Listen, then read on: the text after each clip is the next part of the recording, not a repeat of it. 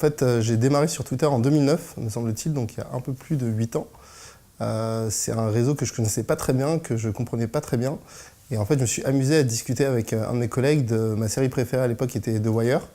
Et j'ai mis en copie en fait, l'acteur qui joue Omar dans The Wire, pour ceux qui connaissent. Et en fait, à ma grande surprise, quelques heures après, il a répondu. Et là, en fait, j'ai compris la puissance du réseau. Et puis, du coup, je me suis dit que j'allais vraiment m'y mettre. Et du coup, j'ai envoyé un tweet à Missy Elliott dans la foulée en me disant que ça allait peut-être marcher. Ça a un peu moins marché, mais en tout cas, ça m'a donné un premier aperçu de la puissance de Twitter et de l'accessibilité et de l'engagement qui était possible en fait à travers cette plateforme-là. Donc, bien marquant le premier fait.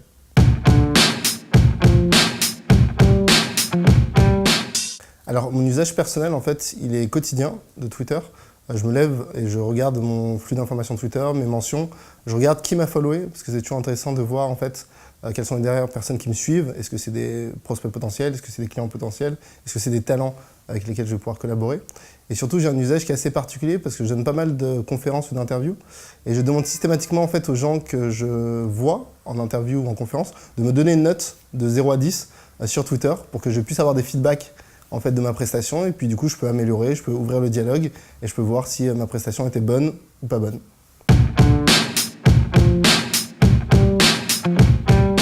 Absolument, c'est un média qui est sur le pouls du monde. Donc c'est la première source d'information quand il se passe un événement majeur dans le monde. Que ce soit dans le monde ou dans un secteur, l'information pour moi elle vient d'abord sur Twitter, elle émerge d'abord de cet endroit-là. Donc c'est très important pour moi en termes d'agence créative, réactive, d'avoir le pouls sur ce qui se passe dans mon industrie, ce qui se passe au niveau de l'entertainment, au niveau de la France, au niveau de l'international. Et surtout, je trouve que c'est un endroit où on voit beaucoup les usages évoluer. L'accessibilité finalement à l'ensemble des utilisateurs au niveau mondial te permet vraiment de comprendre des grandes tendances, mais aussi des micro-tendances. C'est un moteur de recherche que je trouve vraiment très extraordinaire parce qu'il est user-centrique. C'est que des utilisateurs, des consommateurs et certaines marques. Donc je trouve ça vraiment intéressant pour une agence, en tout cas d'avoir une vraie vision et des vrais insights qui partent directement de Twitter et qui partent directement des usages. Donc nous-mêmes, au niveau des recommandations stratégiques et créatives qu'on fait à nos clients, on intègre finalement des quotes, on intègre des citations d'utilisateurs Twitter pour montrer en fait à la marque, pour montrer aux distributeurs de cinéma ou aux producteurs quel est en fait un aperçu, parce que c'est pas l'intégralité de la vérité, mais quel est un aperçu de ce qui se dit et des conversations qui sont faites autour de leur marque.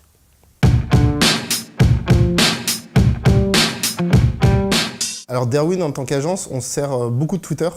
On est une agence qui est jeune déjà et qui du coup a une très forte représentation sur Twitter. On demande au niveau de l'entretien, même si les gens ont un compte Twitter, ça nous permet en fait de comprendre qui sont les personnes. Au-delà du CV, ça m'intéresse qu'en tant qu'agence, je vois ce que les gens sont capables de produire personnellement.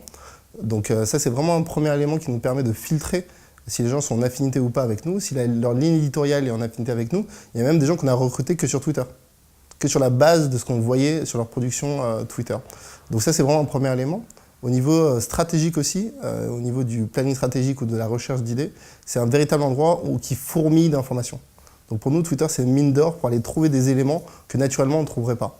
Donc Derwin se sert beaucoup de Twitter, mais aussi de Reddit pour aller chercher finalement des informations très niches, très spécifiques qui donnent des vérités sur un produit sur lequel on travaille. Donc ça, c'est un élément important. Et après, en tant qu'agence, on a été très tôt sur Twitter.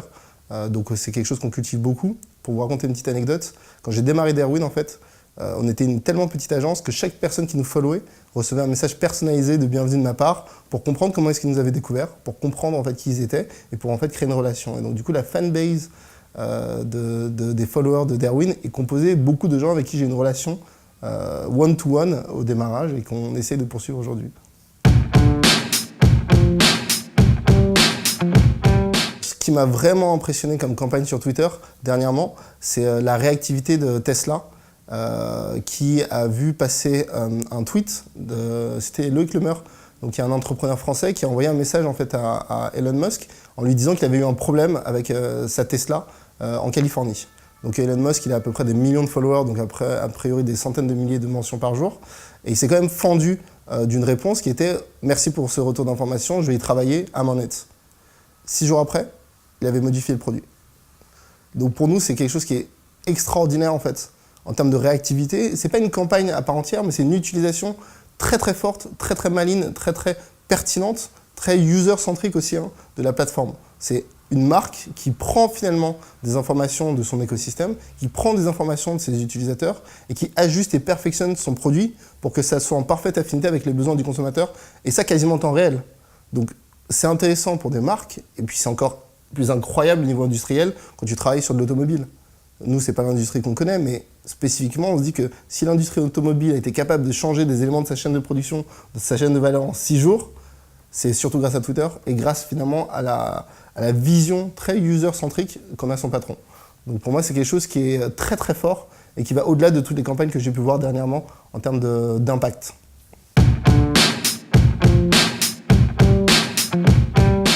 Pour vraiment donner aux marques envie d'utiliser Twitter, on leur montre en fait l'impact que peut avoir la réactivité et l'écoute des consommateurs.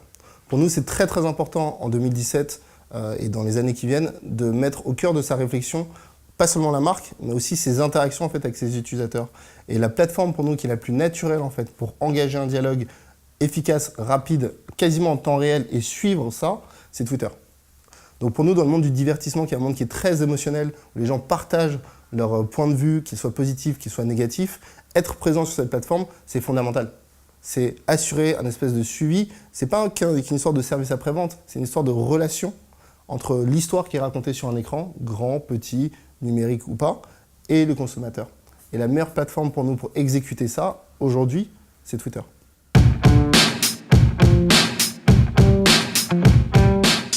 Le live permet effectivement naturellement de rentrer dans une notion de temps réel et de concret qui n'a jamais existé avant.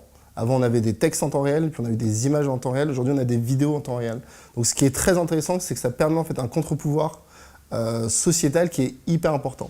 Ça, c'est encore plus vrai dans un contexte politique comme celui dans lequel on est en train de rentrer, où il y a plein d'éléments qui sont en train de se jouer en 2017. Et la capacité qu'ont développé finalement les consommateurs à travers des plateformes comme Twitter et le live, de répondre et de partager des faits concrets, réels, filmés, ça bouleverse complètement le rapport des pouvoirs.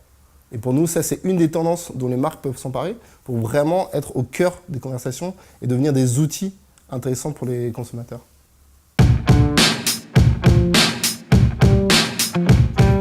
Alors, si on est vraiment passionné d'entertainment, je donnerais 3 comptes Twitter à suivre.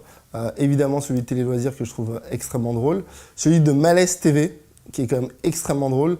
Et celui qu'on essaye de pousser à l'agence depuis quelques semaines, qui s'appelle Le Bloge, qui est mon directeur général adjoint. Et on essaye de lui créer une communauté et de lui faire plaisir avec ça. Donc, je vous inviterai à suivre ces 3 comptes-là.